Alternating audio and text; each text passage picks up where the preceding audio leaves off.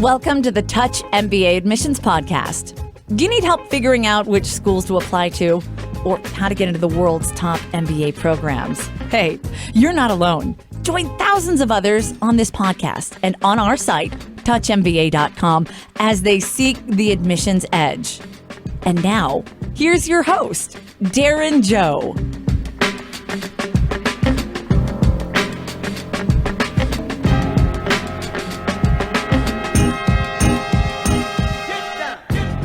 What's up, guys? It's Darren. Welcome to the Touch MBA podcast.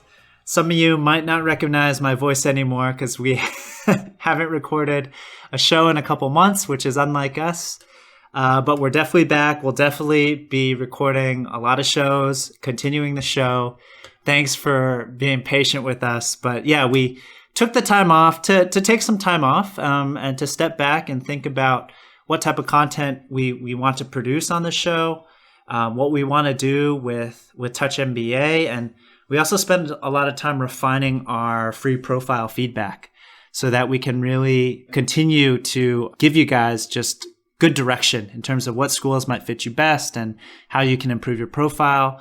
Yeah, we took some time off to do all those things. And I'm really excited for the rest of this year and the guests we have lined up and the content that we have lined up. So stay tuned. This week, I brought on a listener turned applicant, turned student, turned graduate. His name is Ikechukwu Edeagu, and Ike is from Nigeria, and he actually had never visited the U.S. Before applying to B school. So I think those of you international students will get a ton of value from this episode as Ike shares his journey and what he did to get the most out of his MBA research, his MBA application process, and of course his MBA experience and landing internships and jobs. And I think all listeners, not just international students, could really benefit from his insights into, for example, how he really focused on, a handful of employers. What was his process to get to that handful of employers? And then how did he approach them? We talked through some of his horror stories, but also some of his stories of success. So I really, really enjoyed our conversation. And I think this episode is full of gold nuggets. So please enjoy. And now let's get straight to my conversation with Ike.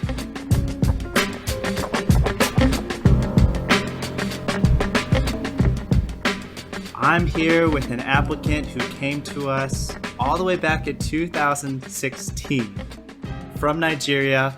He has now since graduated from his MBA program. And so I can't wait to go through his entire journey, partly with us while he was applying, but then, during his MBA itself, and now on to his current job where he is actually at Microsoft. So I'm sure many of you will be interested in that. It's my pleasure to introduce Ikechukwu Edeagu to the show. Ike, finally, we got you on the show. Yes. Welcome. Thanks, Darren. Thanks for having me. It's been a journey. So excited to be here and see what I can contribute to everyone else's journey. Yeah, and thank you so much for coming on the show. I invited you to be on the show, and I'm so glad you made the time. So. First, Ike, I thought we could talk about, your application journey. So as I mentioned, you came to us, in 2016. At the time, you had 4 years of experience. You had done various things. You had been a teacher. You had worked in IT. You had been a KPMG auditor, right? Then associate. But could you talk to us a little bit about what you were doing before the MBA, why you decided you wanted to get one, and then how you went about that process? Okay. That's a loaded question. If you can remember. So I think right after university, typically in Nigeria, most graduates do go for national service. So during that year was when I was a high school teacher teaching physics and math to high school students in a small town somewhere in Nigeria. And once that was complete, that's when I transitioned into tech industry. So I was an IT administrator working with schools. Actually, one of the last projects I did before leaving was with the American International School, trying to help revamp the IT infrastructure over there. So I did that for a while, but that wasn't that wasn't going in the direction I wanted, and how I was thinking about my future. The career progression wasn't something I could see myself getting there. So that's when I joined KPMG. Exciting world of finance, financial services. So the first 2 years was mostly in audit. So I did that for a while, and it was great experience learning end to end how businesses run, understanding the numbers. But also, I'm somebody who's always looking forward to the next experience I can get. And within that period, I got the opportunity to switch to advisory practice. So there I worked with banks, building risk models and advising on things that had to do with ensuring that banks have robust risk structures. But in all that, finance has been something that interested me, but I really never had a solid corporate finance background. And I realized that to make that transition, I would definitely need something more like a quantum leap for me. I spoke to people who had gone through that journey and did my own research, and an MBA seemed like the right transition for me.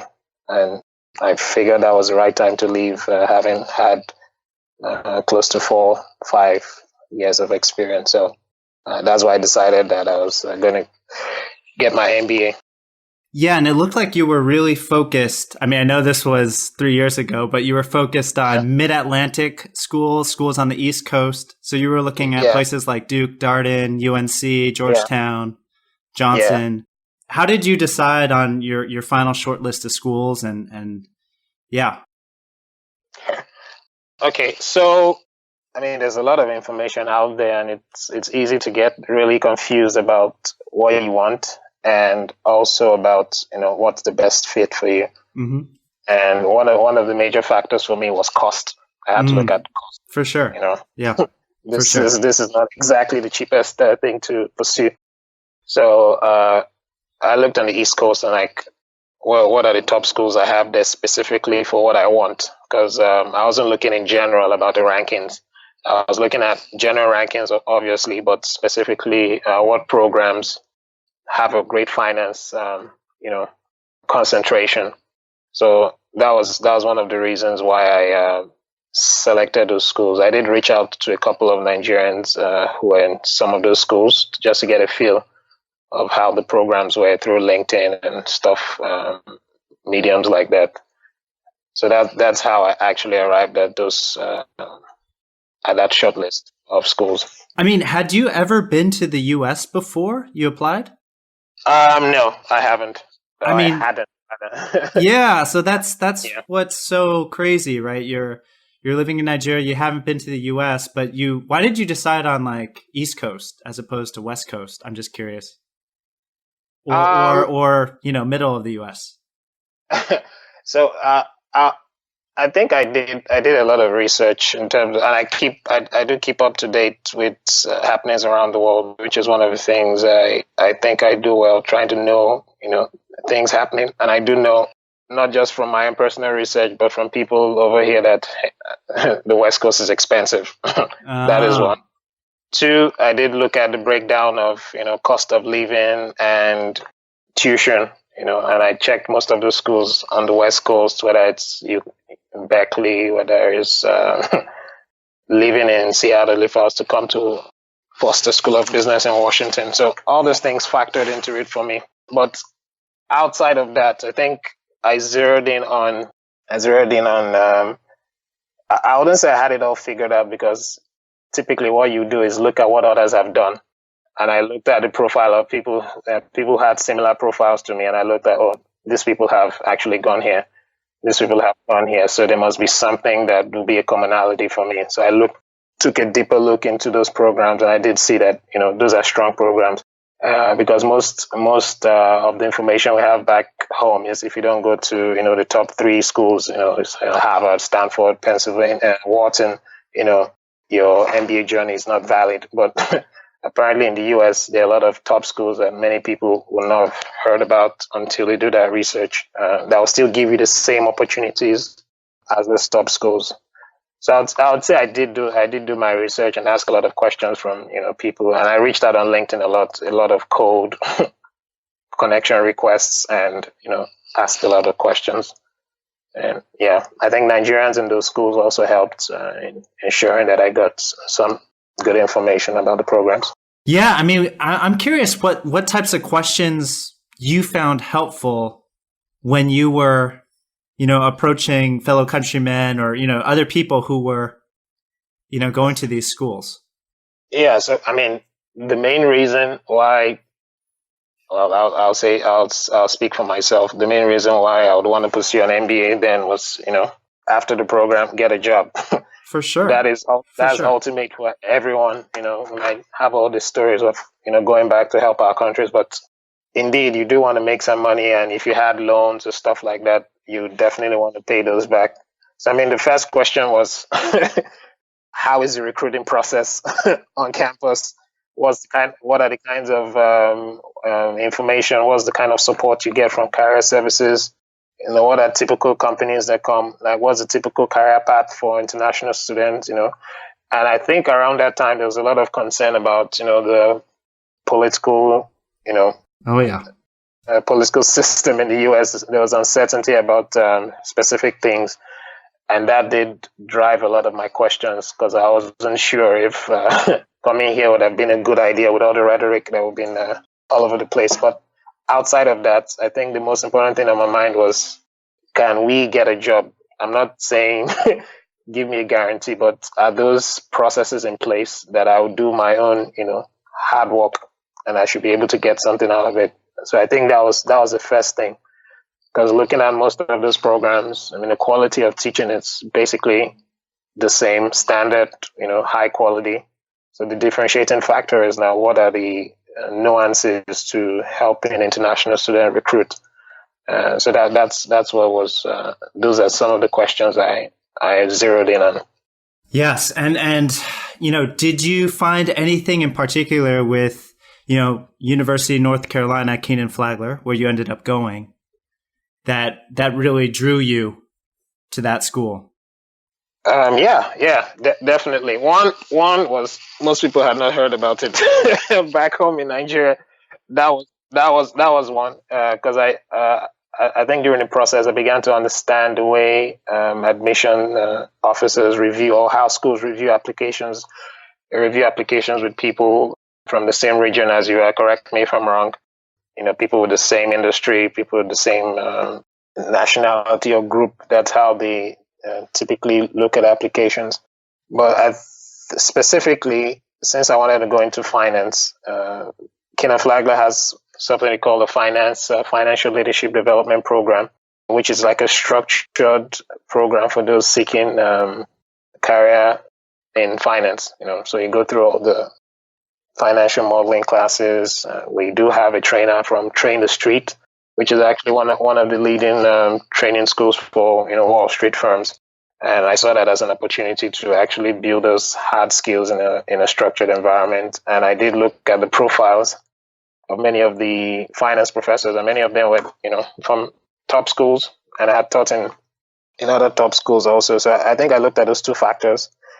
And the final one was the companies I was interested in. They all recruited from that school. I was like, okay, put those three things together, and the fact that it's a case-based lecture style, case-based instruction style. I think those were some of the factors that I put aside the fact that the cost of living is much lower here, and it is a top school.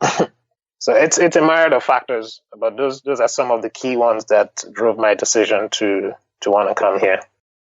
Yes, and we'll get back to UNC in a little bit, but I also wanted to ask you, having gone through that whole application process with all the research you conducted and all the, cold LinkedIn outreach you did, like what application tips would you have for, international students from Nigeria, or just, international students in general who have never been to the U.S.? I'm sure you came across some things you didn't expect to confront during that application process. Yeah. I think one of the major things is going to things outside of work.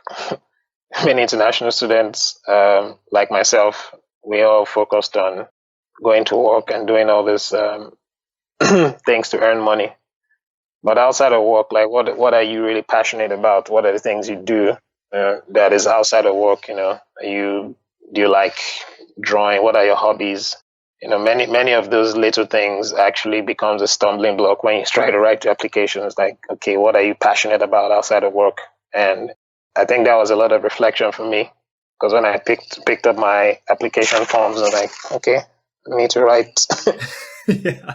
outside of work. What am I passionate about? It really took a lot of thinking to ask myself that question in a way that would come across authentic. Because I think one of the mistakes many applicants made, and I think maybe I made one or two of those mistakes, is thinking you know what they want to hear instead of what you're actually passionate about. So I think that's really, really key. You need to come across as somebody who is passionate about something, not because you think they want to hear it, but because you actually believe you like that thing. And it might be the case that you don't have anything you're passionate about, but take your time to try and engage in some of those things that you might have some marginal interest in, and use that as a base to, deepen your how do I express that now? Yeah, to deepen your interest in that so that you can express it in a way that comes across as honest. Outside of that, I think there's a lot of information out there now. It's not like 5-6 years ago when only a few people considered the MBA programs from outside. You have a lot of interest in MBA programs now, so there's a lot of information out there regarding tips, especially when it comes to your career interests. I think understanding that the career options you have in your home country is different from what you have there. You don't have to say that you want to do the best. You don't have to do investment banking. I have to do product management. So people always, want to say all those fancy things. So say what you say something that you say something is within. So you mean you're saying like target? Are you saying in your application, put forth career goals that are more realistic or more achievable? Exactly. More achievable and realistic based on your profile. Yeah. It will make sense if all your career has been in. It's good to have lofty goals, and I think also that's where many international students make mistakes, is when they think a career path is the best for them, because that's what sounds good on paper. And because if you don't do consulting, if you don't do investment banking, then your MBA is not your MBA journey is not complete. And I did mention that once you get to the US or any other place you're going for your MBA, you do find that the reality on ground is different. It's really tough to pursue some paths, but doesn't mean you can't do it. But one of the things you have to do is write what you feel is within your skill level. When you come here, you can always change and do whatever you want. But don't put something that the admissions officer will read and like, okay, this person really can't, deal with investment banking based on their profile. No one is going to hold you to what you've written down. I'm not saying you should lie on the application, but I'm saying, write things that are realistic based on your profile. Yes. Wow, those are 3 really good tips, and I have to dive back into them. The first one you mentioned, think really deeply and try to do what you're passionate about outside work, right? Because that's a really important part of the application. Can I ask what you ended up, discussing in your application there? Now that's that's a tricky one. So I think going back then, even until now, one of the things that I did enjoy doing is teach, and I've always enjoyed that. Whether it's while I was in college or university, helping my fellow classmates with tutorials, or even as a private tutor just after university and before I started national service. Teaching is one of the things that I do enjoy doing from time to time, and it doesn't have to be paid. It's something I do. It's something I even did while I was here, and that actually helped me land a research assistantship in my first year, which is not typical for first years, but that was something I was really passionate about, and I did mention that in my application that I did that. And there are different ways to do it. Whether you're helping your colleagues in the office, right, with things, concepts that they don't really understand. There are many ways you can make that contribution. It doesn't have to be standing in front of a chalkboard and in front of students, But the whole concept of trying to help others be better in whatever field they have an expertise in is something that I do find a lot of happiness and joy in doing. So I did emphasize that. Aside that, I do enjoy cooking. So I don't. Yeah. It's something I did say I enjoyed doing. And even when I got to school here, there was a chili cook-off on campus. And I think that was second year. Yeah. And no, not trying to brag, but I came second. Oh, there you go. Hey. But that was, okay, I'll give you a clap. I'll give you a clap for that. Hey, if you can cook chili well, come on, man. Yeah. That's and that was in support of a cause to raise money to send boxes of food to local I think charities in the Durham area. So that was something I enjoyed doing, and I used my the little I knew to do that. So it doesn't have to be something people assume you have to have climbed Mount Everest. You must have gone to Cambodia, or you must have gone to Africa, to save wildlife. No, it's if you're passionate about something small, it's the effectiveness of how you convey that message that really matters. So that is such fantastic advice, and thanks for walking me through that example of teaching and cooking. And then I also wanted to ask you about the cost issue, because that was initially a big part of your research process and a big obstacle for you. Like, did you have any tips there in terms of how to approach, the financing of your degree? Well, financing your degree isn't a problem anymore these days. There was a time when people were interested in going for MBA programs, but they couldn't afford it, and there was no one willing to provide those funds. But as we have it now, you do, especially for international students, let me emphasize that. But now you do have a lot of financing options out there, whether it's through Prodigy Finance, whether it's through Discover, or any of these other private loan providers. But outside of that, there's still a couple of scholarships provided by certain schools, and obviously those will depend on high GMAT score or the quality of your application in its entirety. Personally, I had a mix of everything. So I did get some loans. I did use some of my personal funds to fund my MBA. But I think one of the things students should look at is actually do your research and calculate the costs and the impact on your future, and because this is not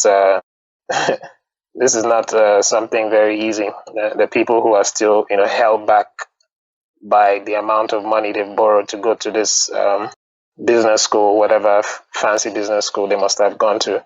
So you must be really strategic about your goal so that you know how you're going to pay it back. And that's why I say it's easy to get the money. They'll give you the money, no problem. But as you're collecting the money, make sure that you have a plan to get a job, and you're targeted, or you're focused in ensuring that you're not distracted when you get here. So I would say use all the resources. Many schools do provide do co-sign loans for international students. I think you should look at the overall costs, like look at the APR, look at all those minor details and understand what you're getting into. I wouldn't claim to give financial advice over podcast, but everyone's situation is different. So I think that's what I did for myself, and I know what I have to do to ensure that I get that off my plate. But it is a solid investment if you already know that you know what you want to do and you really focused. So well, let me ask you a really just direct question, because when you say be strategic about the costs and how you're going to repay your loans and so forth, I mean, let's be direct that not all international students are going to be able to get the visa to even work in the US, right? True. So how do you kind of factor that in, that there's a bit of randomness in that process as well? So, even if you do everything right, maybe you're unable to get that visa. Did you factor in a backup plan, or did you factor a way to increase your chances of getting those? I don't even know if that's possible. Yeah. But I wanted to ask you about that. Yeah. So that's where the strategic aspect comes into play. Think of it this way: there's a huge pie, and that huge pie is the whole jobs available to MBA students. Now, there's only a small slice of that pie that is available to international students, and those are companies willing to sponsor. And out of that slice, for that slice, you have a huge number of international students fighting for that slice. And within that slice, you have different companies across different industries. So the key question is, what are those companies that are in that slice, and what are my interests? And I think early on, what I did to make my journey more streamlined was this: I told myself, what do I want personally? Because most people don't make that calculation. Like, what do you want personally? I worked at KPMG. I'd done all the long hours. I said, I don't want that. I don't want to do that anymore. I don't want to do the long hours. So what does that eliminate? That eliminates two lines from eliminates consulting, eliminates investment banking. And okay, so now that I know those two aspects are gone, it now goes down to, what am I interested in? I said, I like finance. I like corporate finance. I said, okay, so that helps me. I have corporate finance. Now, what industry am I passionate about? So I narrowed it down to two. I said, I like working in tech and biotech. Those are interesting. Those are two. So that is how I narrowed it down. It's like, okay, so what are the companies in that space? So I looked at it, and I had a small number of companies. They were like 4, 5, or 6. Now, out of all those companies, I asked myself, which of these companies have sponsored international students in the past? That also narrowed down the list. So I was like, oh, okay, out of this list, it was just this 3, 4, or 5. Now, once I knew I had those 5, what did I have? I had absolute focus that if I'm going to go for this 5, I have to make sure I do all the research. I do all the prep. I reach out to everyone that I can to make sure that I can get the job with those companies. And even with those names that you have, typically there are some companies that will tell you for the internship, oh yeah, we'll give you the internship, but full-time we don't sponsor. So that's another thing to factor in. So at the back of my mind, I'd already known that working for a big company with international operations will make a lot of sense for me. Because if I don't get a visa, there's a chance, and I'm putting that caveat there, that there's a chance I could be sent to an international office and brought back in on a different kind of visa, which will not be subject to any randomness. So that was my backup A. The backup B was, what other country close enough would value those skills that I have and still has an immigration process that is, less complicated. And Canada seemed to be, a close second. And not a close second. Canada seemed to be the number one option. So I had that at the back of my mind also. I haven't pursued that route. I have no need to, but it's there as an option if I choose to. So I think thinking about it those ways is really important, because it's okay to get an internship in something amazing, but for international students, the best way to get your full-time job is through your internship. So you might as well make sure you get it in the company that you interned with so that you know that your journey is done. Second year, you can focus on finishing your program and doing other things, because many of my classmates who had their internships in great places also, it's challenging having to recruit in the second year. It's a lot of pressure on you, especially when some of the classmates already have full-time offers. So as much as possible, try and I'll tell students, try and focus on getting an internship with a company where you can be assured that if you get it full-time, they can help you with the process. And if you don't get it, there's a chance they send you somewhere else. And I think a lot of companies out there do it.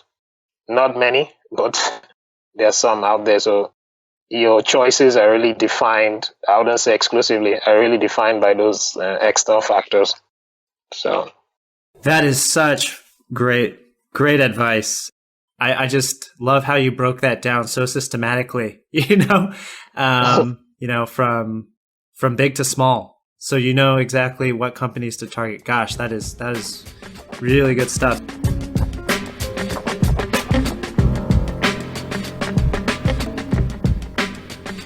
Since we're talking about this, why don't we skip ahead and talk about how you were able to get that first internship, and then eventually your full-time job.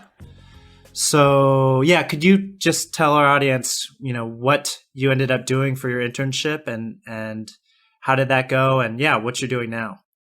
The internship was it was a challenge, not just for me but for many of my classmates, and a lot of interviews, a lot of one-on-ones, a lot of coffee chats. And I think I'll give this example, which is, it's important to have that as context. There was a company I was really interested in. It's a company called Amgen. It's a biotech company. Hey, I'm from Thousand Oaks, so you're from Thousand Oaks. I'm from Thousand Oaks, so I know Amgen very well. You definitely love the story then. It's it's a story of doing everything right and things can still go wrong. I was absolutely in love with Amgen. We had two classmates. I had two second years at the time when I was a first year who had interned, with Amgen. They told us amazing stories about the company, work-life balance, working with amazing people, fascinating finance program, R&D finance, different kinds of things. So that really got me hooked. Like, well, I don't have a healthcare background. What are the things I can do to, position myself? I have functional experience, but I don't have industry experience. So what can I do to, make myself more appealing? So I asked, for contacts. Who can I speak to in the company? So, I spoke to the second years. They introduced me to somebody else. I called and I set up coffee chats. I bought the book written by one of the former I think Bob Bradway. Can't remember his last name, Bob. I did spend my Christmas, studying that book end to end, just to understand the culture. And during that period, I actually reached out to one or two people I had connected with here in the US. Somehow the story moved around. Not the story. My network moved around such that I was able to get a research assistantship working with one of our professors who was working on the business of healthcare. So I used that as an opportunity to try and understand the industry. Worked with him, and some of the meetings that we had, or the board had, you had many of senior healthcare executives, of which one was a senior official at Amgen, and I introduced myself, and I did everything I was supposed to do, express my interest in biosimilars in the industry and how that affects generic drugs. I did my research. I connected with 6, 7, 8 people in the company, and they all said, "Oh, you seem like a good fit here." And I think I did everything right. Wrote the cover letter, wrote everything, and I was very confident that at least, I'll get an interview invite. Very confident. After doing all these things, I didn't get one. Brutal. Brutal, right? And that's the essence of what I'm about to pivot to. Because people say network, that's how you get, but I'm saying things are out of your control. Now, pivoting to where I actually interned, which is with Microsoft. I didn't do much of networking. Not even one. I had a second year who she interned with Microsoft, and she did tell me about the culture of the company, and I was really interested in it. And she gave me some tips, but that was about it. Beyond that, I didn't network with anybody. I did my research and applied when it came up on our career portal, and luckily I got my first interview. Scaled that before the super day of 4 interviews, 1 hour each, back to back. So I think one of the things I did was to express my interest in something specific, because I wanted finance, but I also wanted to be close to the business. Because typically they'll tell you, the company will tell you to express interest in either central finance or a product group or sales or one of those other groups. And I do enjoy techie stuff, understanding how those products are made. And I think I did my research for the final interview along that path to show that, I have interest in that area and I know one or two things that will position me for that. And luckily, one of the people who interviewed me on that final day, he enjoyed the conversation I had with him, and I did enjoy it. And I ended up working on the same team as him. Nice. during the internship. So I would say it was a great internship, 12 weeks. Microsoft is a great company. It's a place where people who really want to stretch themselves would want to come, and it's a pivot from what we've known under the current CEO.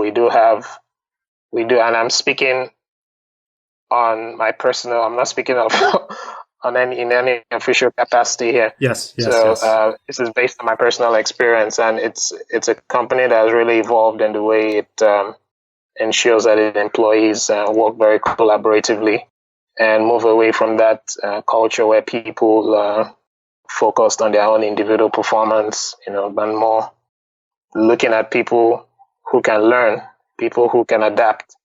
Not the smartest person in the room, but the person who is willing to change their views based on changing information, based on changing roles, and ensuring that all that is used to support our customers as much as we can. So that was it for the internship. And the fascinating story about my internship was on the final day, typically the final one-on-one you have with your manager, where they review your performance. They tell you that you got the offer or not. That was one of the scariest day for me. Not because I didn't have a sense of whether I would get it or not. I felt I had done everything within my abilities, and anything was outside my control. But I wasn't sure. So when I had that meeting with him, it was, hey, okay, you've done these things well, you've done this thing right, everything. We've enjoyed having you, blah, blah, blah. Like, okay, get to the good stuff. Get to the good stuff. And it gets to the point where he has to tell me, okay, it's time to, give you this offer or not. And it was like, yeah, I was like, what? I was like, what are you trying to say? It was like, hold on a second. So he goes to his laptop, starts to type out something. He looks with this concerned look on his face. I was like, what's going on here?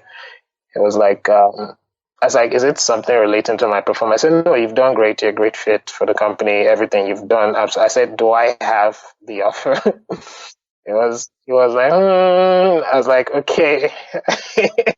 He says I should go back to my office, and wait. He needs to send an email because there's blah, blah, blah. I wouldn't mention any specific, but there were one or two things he had to settle. I couldn't sit in my office, so I just took a long walk, and this was around 5 p.m. Took a long walk around the campus, thinking like, is this the way it's going to end?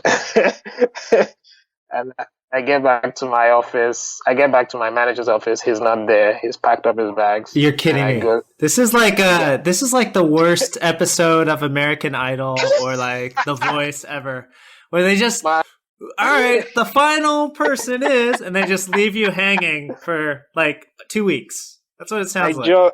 That's crazy. My jaw basically dropped. Like, what is going on? I was like, okay. So I go to my office and I look at my chair from a distance, and on the chair was a napkin. The napkin was blank, and I picked up the napkin, like, who placed this? And I turned it around and I was like, you're hired. And he showed it at the end with a smiley face. I think that was the most. I still have that napkin with me here, and it will probably be somewhere on my wall next week or so. So that was a roller coaster process for me. But outside of that, it was I would say it was one of the best 12 weeks I had. Doing stuff specific that the business. The way intern projects, MBA intern projects are structured are not. They don't just create projects for you for the sake of creating. Those are actual business problems. Yeah. That company is trying to solve, and it's like, where are all these expensive MBAs? Let them do it. They are smart people. They can do it, and that's one of the great things about Microsoft. It's a place where you actually work on real world problems, and I can say what I worked on is still being used right now. So that was fascinating. So that was like that conversation you had with your boss was in week 12? Yeah, that was in week. It was week 11. 11. Yeah. Week 11, because around that time it's they typically like doing it there so that your final week you could use it to connect with your other interns and just make it light for you.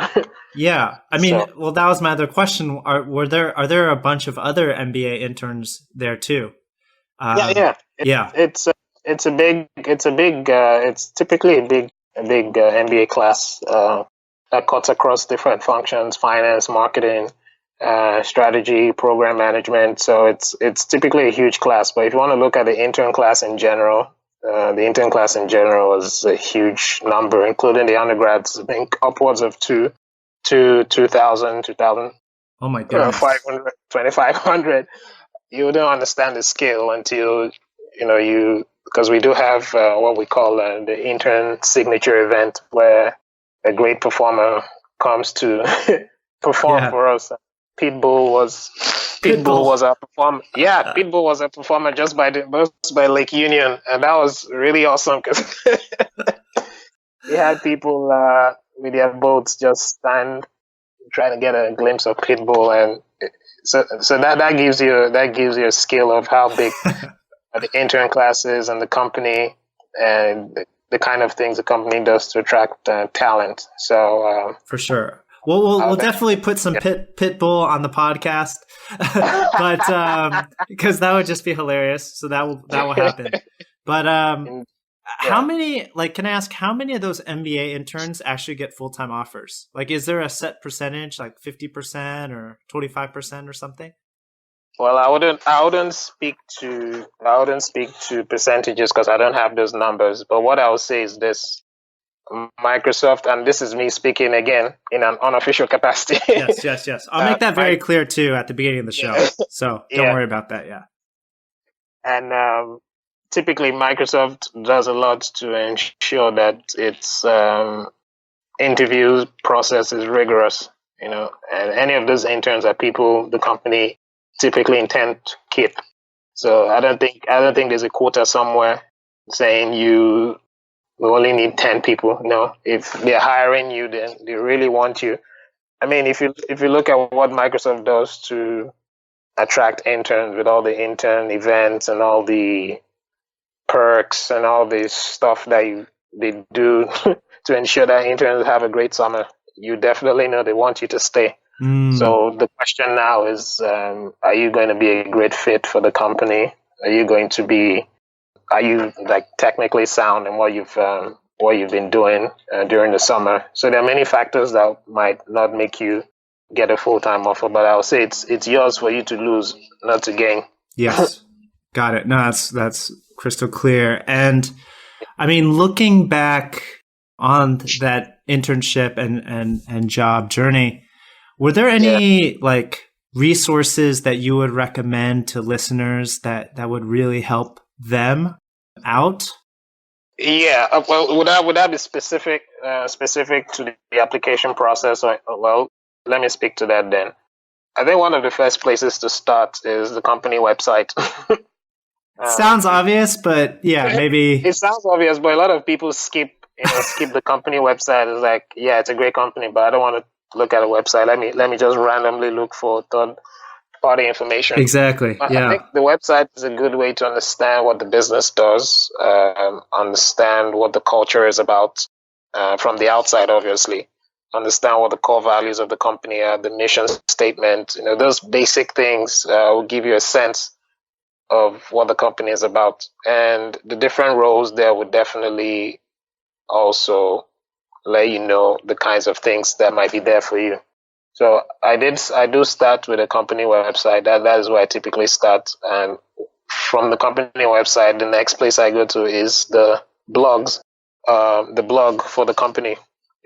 So Microsoft blogs.microsoft.com. It's a great place to see what the company is doing in terms of helping its customers. Ensuring that everyone is treated the same in terms of the services that we provide. It's an inclusive service that we provide to our customers, include service and products, and how those products have an impact around the world. And I think that helps you also craft a story around things you're passionate about, whether it's from using Azure services somewhere in the Congo to help with electronic health records, or our products have a lot of impact around the world, and that's a place for people to really see beyond what they already know about basic stuff like Microsoft Office. There are a lot of stories there for you to understand. So I think pivoting from there, there's a lot of information. Pivoting from there, there's a lot of information on LinkedIn. Connect with recruiters. Recruiters are always willing to connect. There's actually a LinkedIn group called, I think, Microsoft Digital Recruitment. I think so. Yeah, that's a place where you can request to join, and you can actually connect with recruiters. They will answer general questions, nothing relating to your application process. But at least you get a sense, of things that are happening in the company.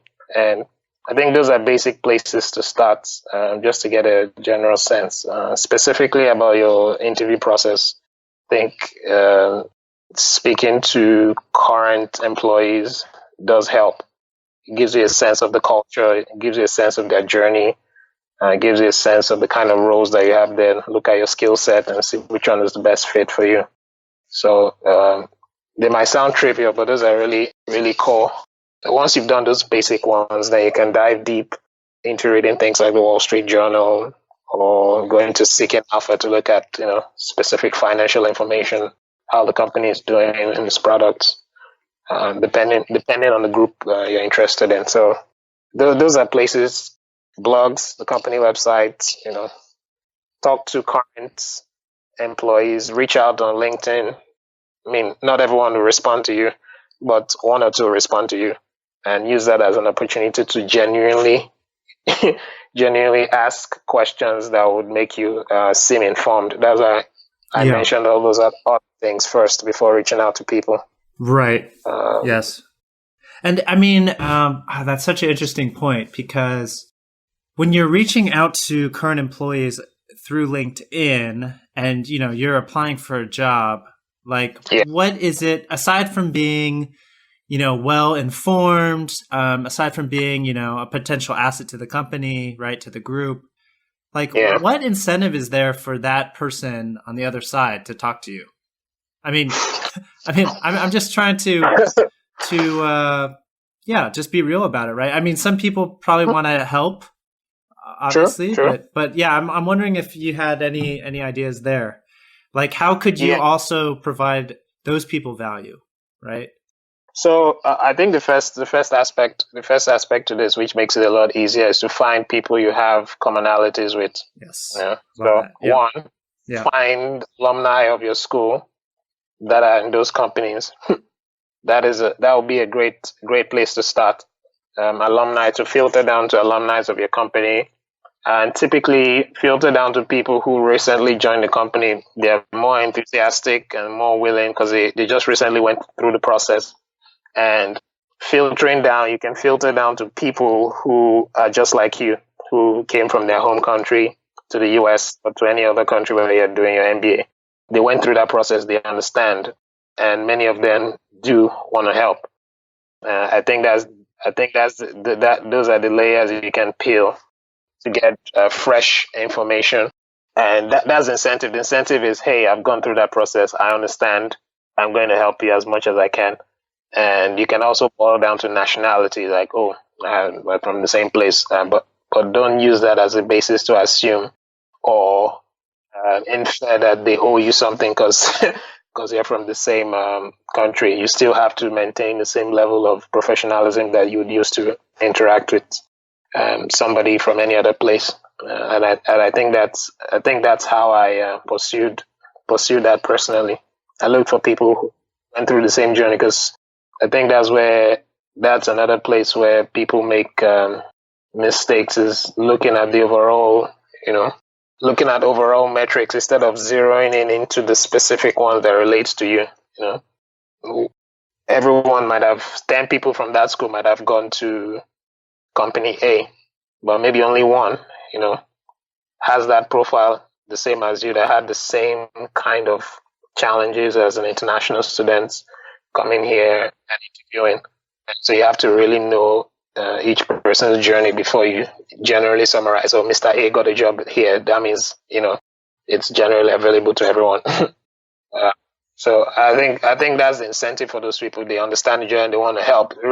Those people either help you or they don't. You have nothing to offer them at that point, but people do know the process, and other people had helped them, and I'm sure they really want to help too. Well, yeah, yeah, that's such a good point, that you have to really look beneath the employment statistics, right? Because they're not representative of your group or your category of student. Put it that way. And I think that relates. Sorry to add this, and that also relates to rankings, and I think that's where many students also miss the ball. The assumption is, the higher ranked of the school, then for certain reasons, your chances of getting hired are the same. It's like, maybe not, because the whole pool is for international students. International students in school A still have the same challenges international students in school B will have. And specifically for what you're looking for, you have to know which school has that for you. I'll give an example.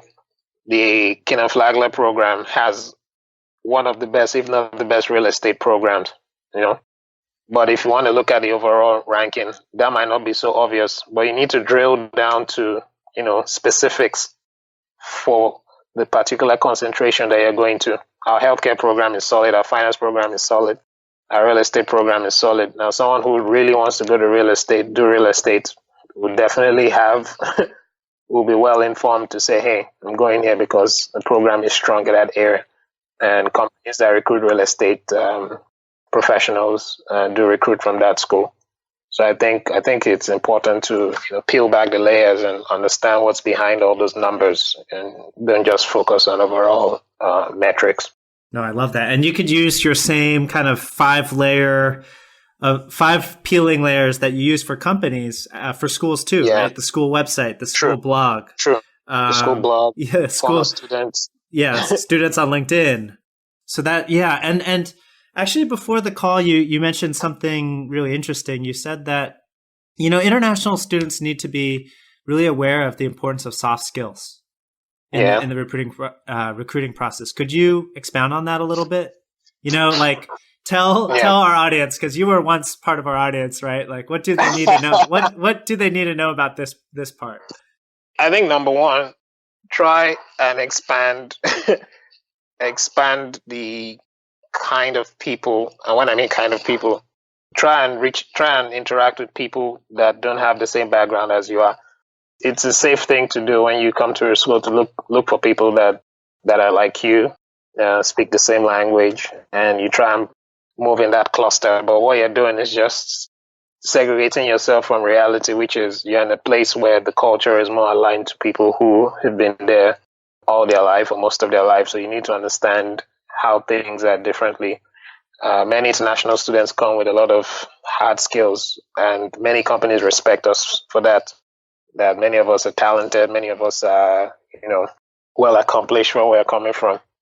But many of those jobs that you get also depends on your soft skills, your ability to network with people. Personally, I hate hate networking.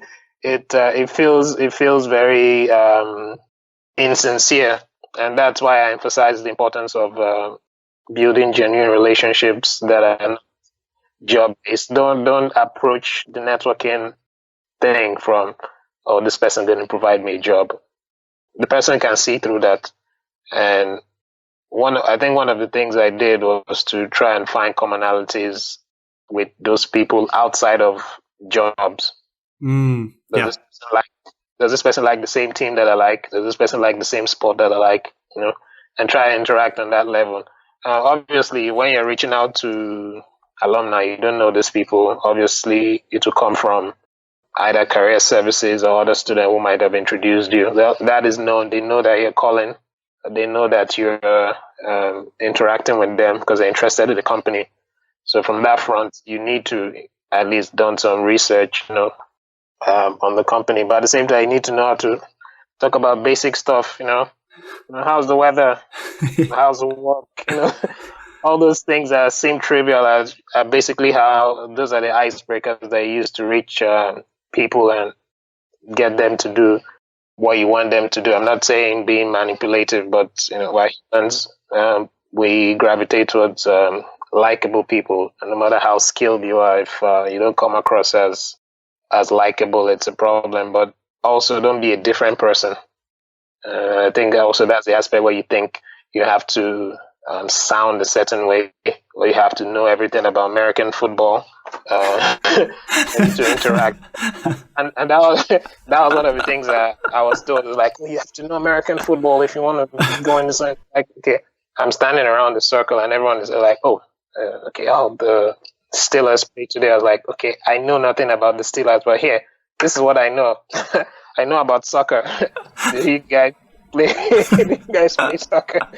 So don't be ingenuine. Go and get surface level knowledge about something and try to spit it out as fact. No, like if you don't know about something, it's like, oh, I really don't know about American football. Tell me more about about it. But yeah, back home we play hockey, and I think those little things matter. And I think going out with your local classmates also helps. You see how they interact. Learn one or two things from them. I'm not saying you should not interact with your fellow international students, but flex it such that you have a more holistic approach of how you interact with people. So soft skills are really, really important. I personally struggled with that at first. Like, what's all this circle while everyone is begging for a job? I was like, look, I don't have time for this.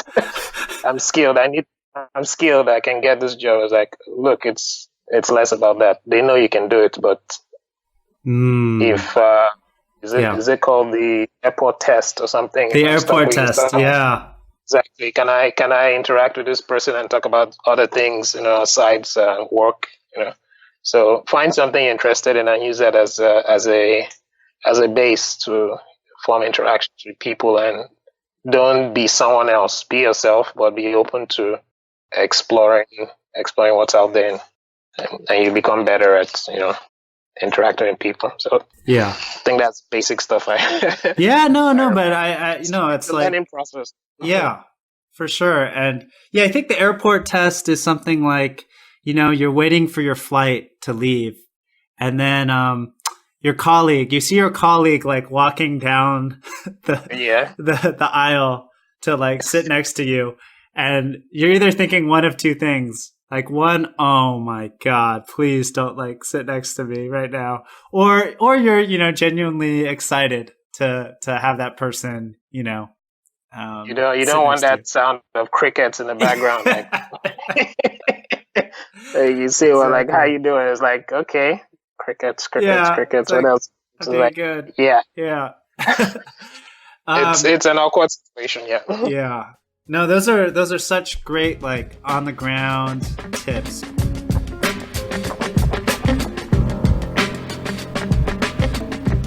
I do want to spend just a few minutes talking about UNC Kenan-Flagler itself, because we actually haven't had your admissions director on the show. Nice. We'll keep trying. We'll keep trying. But he or she will come, and I can't remember who now. Actually, was saying that they might have changed whoever the person is, but yeah, keep trying. I'm sure if the person can we'll send them this podcast. They'll be like, all right, we have to come on the show. We have to come on the show now. So yeah, I mean, in general, I'd love to hear your thoughts about the culture, what you found really amazing, what you thought could be improved, and what's not widely known. Well, you already talked a little bit about that, but yeah, just your thoughts on Kenan-Flagler.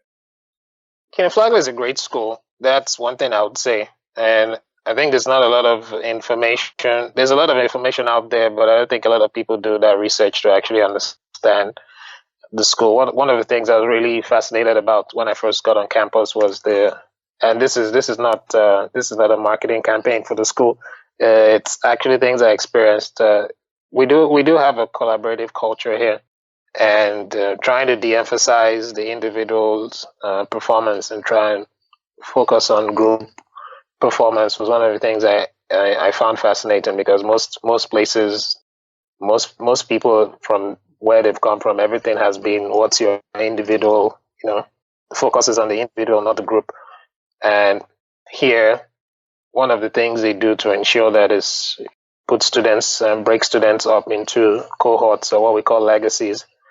And you 30 to 35 students, you all take classes together, you interact with them. You further broken down into study groups of 4 to 5, so you do assignments together, at least for the core classes, just to foster that kind of collaboration. And being in Chapel Hill is actually a lovely college town where cost of living is very affordable. It's a very nice town. But outside of that, the collaborative culture was something that I was really fascinated about, because you could really see it in the way the school is structured, and how professors are willing to help, and how, in general, students are willing to help each other in getting what they need to get done. I think that's one of the things I found fascinating about the school. And one other aspect is the school does find a way to leverage the other programs in the school. Yeah, that's a question I had, actually. So yeah, please talk about that. Yeah, so specifically the healthcare program, the healthcare concentration for MBA program, it's a great program. It's actually one of the most well-regarded healthcare MBA program, and one of the reasons why that this is the case is because if you look at the other healthcare-related programs at the school, from dentistry to medicine to pharmacy, many of those programs are ranked high nationally. So that's one of the things, the business of healthcare initiative in school, which I also worked briefly with the professor on. It was trying to do was to leverage the expertise we have in those schools and bring in that business aspect to try and solve some of the healthcare challenges in the US, and use that as a platform to equip students to be more ready for the healthcare industry, whatever function that they choose to pursue. So from that perspective, they do a lot of work. The school does a lot of work in leveraging those other programs. And I think the same thing happens in the real estate program. The finance program does have a lot of structure to it. I did mention the finance leadership development program. Very good for people who are trying to transition into finance. You learn everything from financial modeling, LBO modeling, M&A, all these things. And typically, I think speaking, maybe I'll pivot from here. Want to add some question, I'll try and pivot to things that might not be widely known about the school. The quality of teaching at Kenan-Flagler is excellent. And why I say this is many other schools, and this is based on interactions I've had with one or two people from other schools, many other schools, the emphasis on professors' performance is, research. much research to do. So there's less emphasis on teaching. So as much as those schools might be, very high ranked, the quality of teaching is not as strong. It is strong. I'm not trying to downplay the quality of those schools. But I'm saying many of them focus on, many of those schools focus on judging the professor's performance on their research.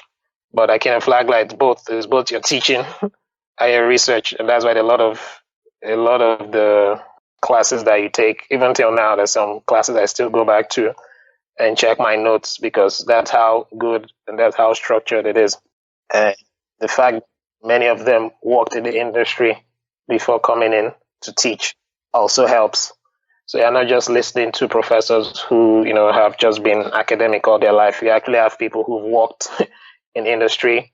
And many of maybe later on in the show, I'll speak to specific classes that I think were fascinating for me. Many of them do bring those real world experiences to help augment the learning experience in class. And I think that's one aspect that most people don't know about. But breaking it down into the different concentrations, there are many other things that you might not know from the outside.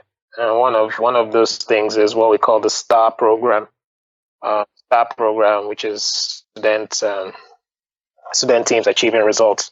So this is like a mini consulting project where students work in teams to actually work on real world projects for real companies like ESPN, Red Hat, many of those companies. You actually go on consulting projects and present to boards at the end of those long, I think 6 months or 3 to 4, I think it's 6 months or so. So for those interested in consulting, that gives you a lot of real world experience in trying to, understand how companies operate and how you can help solve the problems that they have. So that's one aspect which is there for those interested in consulting. And I think I already mentioned the one for the finance leadership program, but there's also a student managed fund where you have students interested in investment management, investment research, or finance in general can actually manage real money that is taken from the student endowment fund.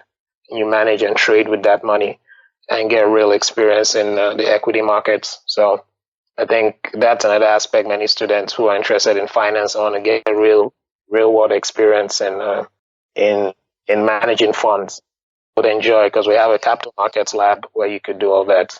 And I think the third aspect, which I still remember, is for those interested in entrepreneurship, we do have the fact that we're close to the Research Triangle Park, which is one of the largest research facilities in the US. You have many biotech companies, many tech companies, many startups in the area.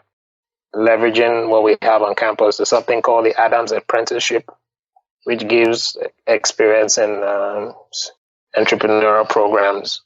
That's one aspect that students who are interested in entrepreneurship can get. So there are a lot of these things that you wouldn't know. You can find them on the website, but only when you get to the school that you really see the impact those things have on your chosen career path.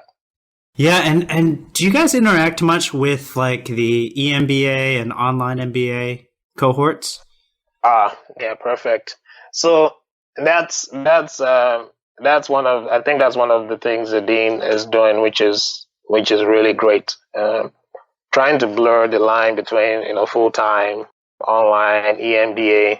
I have had classes with I have many classes with EMBA students, online MBA programs. So what that does for students is you're not just interacting with MBA full-time MBA students like you. They'll have probably an average of 5-6 years experience. In some classes, you're in a class where you have somebody who owns his own company, or someone who has worked for 23 years in different roles. So you have a myriad of experiences that you can tap into. So the opportunity to interact across all those programs is actually there, and I think that's where the school differentiates itself, because your experience really varies depending on the classes you take.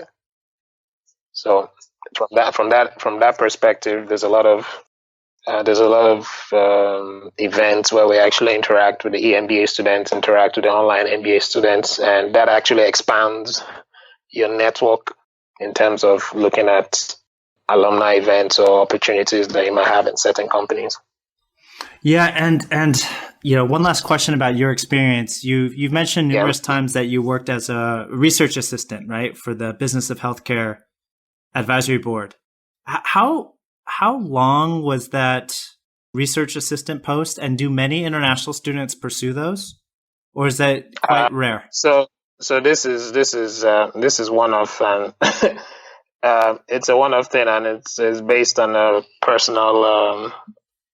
So you made it yourself. You made that opportunity yourself. I mean, you proposed. Yes. Yes. So that's not that's outside what is typical. Yes. And that only lasted for like 3 months. It was 3 months. Obviously, the first year is really, really rigorous. Yeah. So you don't want to start piling on things that would prevent you from focusing on academics or recruitment.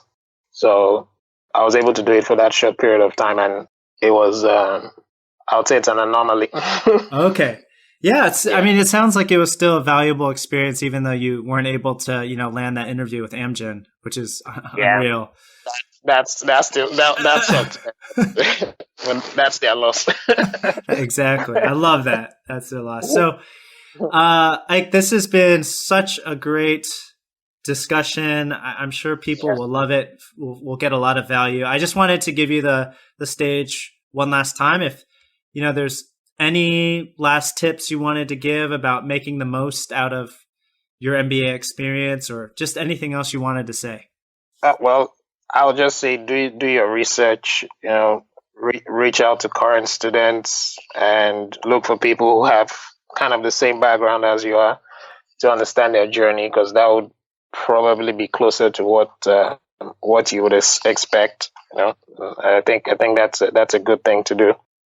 Look at rankings; those are great things to look at. But look behind those rankings and understand what is behind those rankings, and also look at schools. Just be flexible. Don't have a set mind on I'm coming to school because if I don't do consulting, I'm going to die. Right. You'll be fine if you don't do consulting, if you do investment banking. So I'll say fail fast, fail very fast. If you think consulting is good for you, go in, try it quickly and see if it's something you have the aptitude for or the passion for. If you don't, cut it out immediately so you can pivot to something else, and don't focus so much on what you think people would look at you for. As people look at you and your respect is based on that. No, it's based on what you want and what you're passionate about. So I think those are the few things that I'll keep telling people that are interested in pursuing an MBA, and wish them the best of luck. Thank you so much, Ike. So we, if you guys have further questions, I'm sure you can reach out to Ike on LinkedIn, or he's also on our ambassadors forum, which is ambassadors.touchmba.com. If you have more questions for him, you can find him there. We'll put the podcast up there as well, so it's all in the same place. But thank you again so much. This has been great, and we'll definitely be in touch. Yeah, it's thanks for having me, and good luck to you.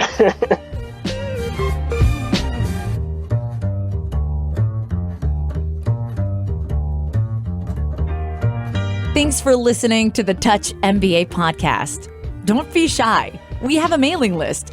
Go to touchmba.com and get yourself signed up. And we'll keep you posted with the best tips and insider interviews on how to get into your #1 school. You can also find us on Twitter and Facebook at Touch MBA. See you soon.